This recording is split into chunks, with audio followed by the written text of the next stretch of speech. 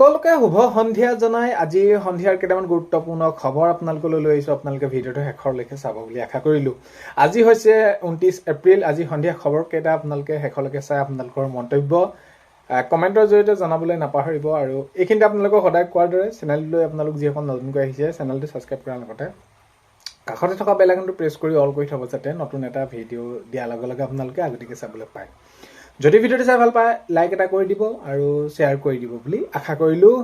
তো পোনপ্ৰথমে আমি যদি চাওঁ খবৰটো 2027 বৰ্ষৰ পৰা হায়াৰ ছেকেণ্ডেৰী পৰীক্ষা উত্তীৰ্ণ হ'বলৈ সকলো বিষয়তে লাভ কৰিব লাগিব 33% নম্বৰ, এনেদৰে তেওঁলোকে সেইখিনি মন্তব্য কৰিছে আৰু বিশেষকৈ সাল সলনি কৰা দেখা গৈছে। তো আগন্তুক সময়ত দেখা যাব 2027 বৰ্ষত কেনেদৰে কি পৰীক্ষা ওপৰত তেনেদৰে আৰু ব্যৱস্থা গ্ৰহণ কৰে হায়াৰ ছেকেণ্ডেৰী ফাইনেল পৰীক্ষাৰ ওপৰত।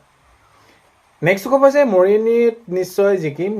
ডক্টৰ গানুশ্ৰী বৰাই মন্তব্য কৰিছে মৰিয়নীবাসী ৰাইজে বহুত বেছি মৰম দিলে আৰু সেয়েহে এইবাৰ মৰিয়নীবাসী জয় হ'ব বুলি মই ভাবিছোঁ, এনেদৰে জনাইছে ডক্টৰ গানুশ্ৰী বৰাই। কাৰণ কেলে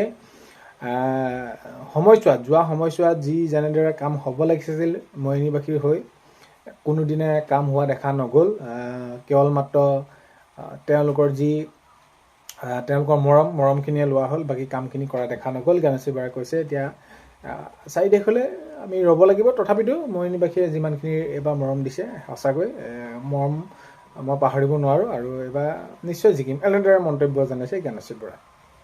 নেক্সট খবৰ হৈছে 4 মে'লৈ মাজত কেইটামান দিন। তো হয় এতিয়া 4 মে'লৈ মাজত মাত্ৰ কেইটামান দিন, এতিয়া কেইটামান দিন থকাৰ প্ৰাক্ষণত এতিয়া প্ৰত্যেকটো ৰাজনৈতিক দলে তেওঁলোকৰ নিজৰ মতামত দাঙি ধৰিছে যে 4 তাৰিখলৈ কি হ'ব, প্ৰকৃততে 4 তাৰিখলৈ কি হ'ব, কেনেদৰে এইখিনি প্ৰক্ৰিয়া আগবাঢ়ি যাব। তো 4 মে'ত কোনে হাঁহি মাৰিব, প্ৰত্যেকে তেওঁলোকৰ নিজৰ মতামত দাঙি ধৰিছে কি হ'বগৈ কি নহ'বগৈ। তথাপিতো এতিয়া আগন্তুক আমি 4 মে'লৈতো ৰ'বই লাগিব কোনে চৰকাৰ গঠন কৰে। তো এতিয়া বিৰোধী পক্ষৰ ফালৰ পৰা কৈছে যে আমি এবাৰ চৰকাৰ গঠন কৰিম, ৰাইজে বহুত বেছি মৰম দিছে। তো এতিয়া আকৌ শাসকীয় দল NDA বিজেপিয়েও সেইখিনি মন্তব্য কৰিছে যে আমাৰ এই চৰকাৰ হ'ব। তো দেখা যাব এতিয়া 4 মে'লৈ মাজত মাত্ৰ আৰু কেইটামান দিন, কোনে কাক বহুত বেছি মৰম দিলে সেইখিনি আগন্তুক সময়তহে গম পোৱা যাব। নেক্সট খবৰ হৈছে জুবিন গাৰ্গক হত্যাৰ ষড়যন্ত্ৰ কৰাসকল কোন। এতিয়া যে জুবিন গাৰ্গৰ ন্যায় প্ৰক্ৰিয়া সেইখিনি ন্যায় পাবৰ বাবে শুনানি চলি আছে, বা এই যি এতিয়া শ্যামকানু মোহনৰ পত্নী অনিতা ডেকা মহন্তই যে এইবিলাক কথা কৈ আছে, তো মূল বিষয়খিনি হৈছে যে জুবিন গাৰ্গক হত্যাৰ ষড়যন্ত্ৰ কৰাসকল কোন। বন্ধু পাৰ্থ গোস্বামীয়ে তেনেদৰে মন্তব্য কৰিছে। আৰু যি অনিতা ডেকা মহন্তই যেনেদৰে সেই মৃত্যুৰ দিনটোত যি হাঁহিছিল সেইটো কাণত এতিয়াও বাজি আছে বুলি কৈছে। আৰু এতিয়া নতুনকৈ আৰু জুবিনক যে বিশ্ব দৰবাৰত চিনাকি কৰাই দিয়াৰ বাবে এইখিনি প্ৰয়াস কৰিছিলোঁ বুলি এইখিনি বাজে কথা ক'ব নালাগে। তো এইখিনিক লৈ তেওঁ উভতি ধৰিছে, কৈছে যে জুবিনক হত্যাৰ ষড়যন্ত্ৰ কৰাসকল কোন প্ৰকৃততে সেইটোহে লাগে। পাৰ্থ গোস্বামীয়ে তেনেদৰে মন্তব্য কৰা দেখা গৈছে। আৰু প্ৰকৃত বন্ধু হ'লে সঁচাকৈ বিপদৰ সময়ত থাকিব লাগে, এনেকুৱা সময়ত বিপদৰ তেওঁকহে প্ৰকৃত বন্ধু বুলি কোৱা হয়। নেক্সট খবৰ হৈছে ধেমাজিত পথ দুৰ্ঘটনা। এতিয়া যদি আমি এইকেইদিন চাওঁ তেনেহ'লে দুৰ্ঘটনাবিলাক বহুত বেছি হ'বলৈ ধৰিছে, দুৰ্ঘটনাবিলাক প্ৰায় হৈছে। আৰু এই দুৰ্ঘটনাবিলাক কমকৈ হ'বলৈ হ'লে আমি সকলো সাৱধান হ'ব লাগিব, সজাগ হ'ব লাগিব। আৰু নিজেই আমি সেইখিনি সজাগ হৈ আমি যি নেকি বাহন তেতিয়া চলাওঁ আমি তেতিয়া সেইখিনি সাৱধানেৰে আমি গ'লে এই দুৰ্ঘটনা কম হোৱাৰ সম্ভাৱনা থাকে। কাৰণ কেলে দুৰ্ঘটনাটো কোনো কৰোঁ বুলি নকয়, তথাপিতো এই যি দুৰ্ঘটনাত আমি যদি চাওঁ তেনেহ'লে বহুতো পৰিয়ালৰ কেনেকুৱা ধৰণৰ কি খবৰ হৈছে, বিহুৰ সময়ত কেনেকুৱা ধৰণৰ কি দুৰ্ঘটনাবিলাক হ'ল, পৰিয়ালৰ মাজৰ পৰা কোনোবা ব্যক্তি হেৰাই গৈছে, কেনেকুৱা ধৰণৰ পৰিৱেশ এটা হয়। তো সেইবাবে আমি ৰাজপথলৈ যেতিয়া নেকি গাড়ীখন উলিয়াই নিওঁ আমি 10 বাৰ ভাবিব লাগে যাতে সকলো আমি ঘৰ আহি পাওঁ। সকলোখিনি সাৱধান হ'ব লাগে, নিয়ম যিসমূহ আছে মানি চলিব লাগে।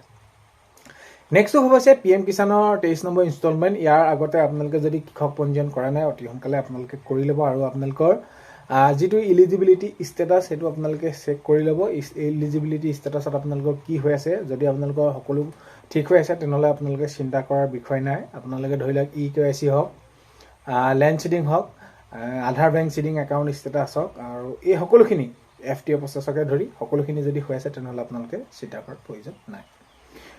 নেক্সট খবৰ হৈছে আজি এজাক বৰষুণতে গুৱাহাটীত বিভিন্ন ঠাইত কৃত্ৰিম বানপানী এৰিয়া। আজি দেখা গ'ল যে আজি যি বৰষুণ, কিনকিনীয়া বৰষুণ আৰু এজাক বৰষুণৰ পাছতে গুৱাহাটীৰ বিভিন্ন ঠাইত কৃত্ৰিম বানপানী হোৱা দেখা গৈছে। আৰু এই সমস্যাসমূহৰ পৰা কেতিয়ালৈ সমাধান পাব, তো মহানগৰবাসীয়ে তেওঁলোকে সেইটো তেওঁলোকৰ বাবে এটা ডাঙৰ প্ৰশ্ন হৈ পৰিছে।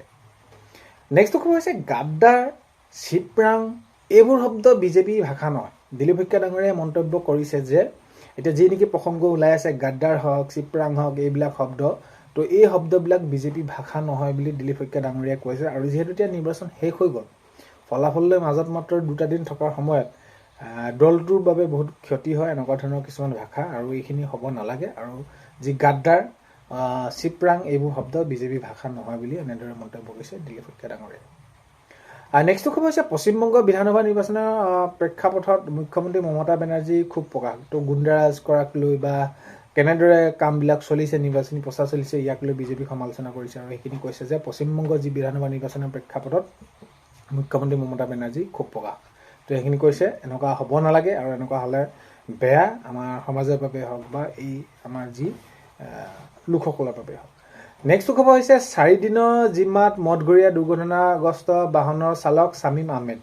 তেতিয়া হয় এতিয়া যিটো মঠঘৰীয়া দুৰ্ঘটনা হ'ল, দুৰ্ঘটনাত কিদৰে প্ৰাণ গ'ল, এই সকলোখিনি বিষয়ে দুৰ্ঘটনাবিলাক এনেকুৱা ধৰণৰ এইকেইদিনটো আমি দেখি আছোঁ। আৰু এতিয়া 4 দিনৰ জিম্মাত মঠঘৰীয়া দুৰ্ঘটনাগ্ৰস্ত বাহনৰ চালক শামীম আহমেদ।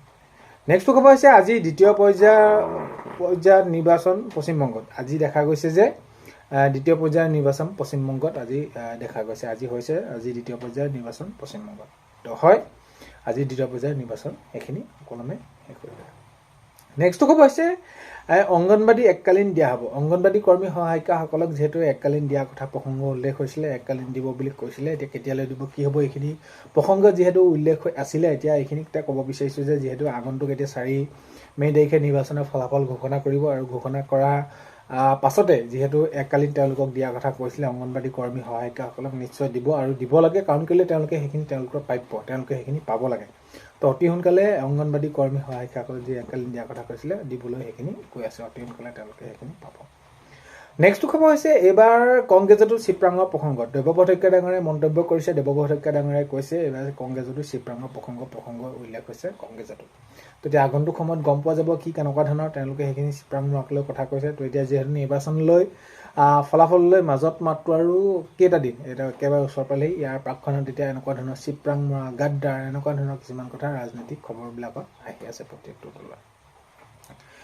নেক্সট খবৰ হৈছে মুখ্যমন্ত্ৰী হিমন্ত বিশ্ব শৰ্মালৈ বিধায়ক অখিল গগৈ মুকলি চিঠি। মাননীয় মুখ্যমন্ত্ৰী মহোদয়লৈ মুকলি চিঠি দিছে অখিল গগৈ ডাঙৰীয়াই। তো অখিল গগৈ ডাঙৰীয়াই মাননীয় মুখ্যমন্ত্ৰী মহোদয়লৈ মুকলি চিঠি দিছে। নেক্সট খবৰ হৈছে ফাষ্টেগ আদালতত জুবিন গাৰ্গৰ মৃত্যুৰ গোচৰটোক লৈ চলি আছে শুনানিটো। এতিয়া হয় ফাষ্টেগ আদালতত জুবিন গাৰ্গৰ মৃত্যুৰ গোচৰটোক লৈ চলি আছে শুনানি। তো আজি 29 এপ্ৰিলৰ সন্ধিয়া খবৰ এইকেইটা আপোনালোকক জনালোঁ। ভিডিঅ'টো শেষলৈকে চোৱাৰ বাবে বহুতেই বেছি ধন্যবাদ। ভিডিঅ' প্ৰথমতে কোৱাৰ দৰে চেনেলটোলৈ যদি আপোনালোক নতুনকৈ আহিছে ছাবস্ক্ৰাইব কৰাৰ লগতে কাষত থকা বেল আইকনটো প্ৰেছ কৰি অল কৰি থ'ব, যাতে নতুন এটা ভিডিঅ' দিয়াৰ লগে লগে আপোনালোকে আগতীয়াকৈ চাবলৈ পায়। আজিলৈ মানে অন্য এটা ভিডিঅ'তে লগ পোৱাৰ কাৰণে বাই।